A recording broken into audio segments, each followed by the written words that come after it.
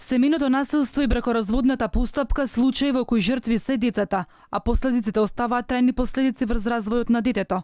Изминатата година ја вжештија и со исленијата на првата детска амбасада Мегеши.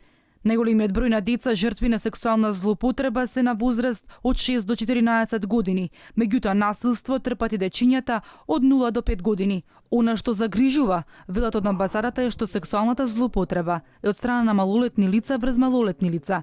Од тука подвлекуваат дека од исклучителна важност е да има соодветно сексуално образование во основните училишта. Дојави и сознанија имаат дека 5 деца употребувале дрога. Овој проблем ја отвора потребата за итно отворање на центар за ресоциализација и рехабилитација на деца кои употребуваат дрога. Не е само семејното насилство, форма веќе на насилство, дека родителите имаме воспитно запоставување на децата, не затоа што родителите сакаат воспитно да ги запостават децата, особено за тие кои што живеат во субстандардни услови, туку затоа што не знаат како поинаку и им треба начин како да се зголемат нивните родителски капацитети. Се повеќе се искористува и детскиот труд. Се изнемуваат деца да питачат, а од нив се заработува од 500 до 1000 денари.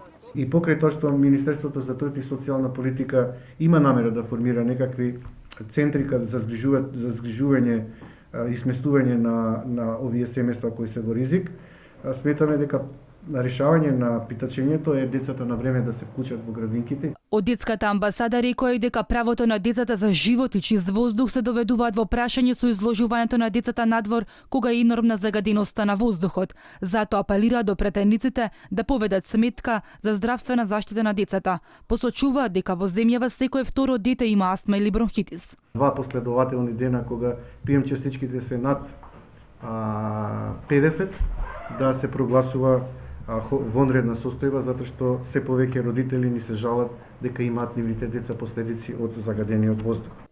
Од Мегеши сметаат и дека претендниците треба да посветат повеќе внимание да им се овозможи на децата право на квалитетно образование.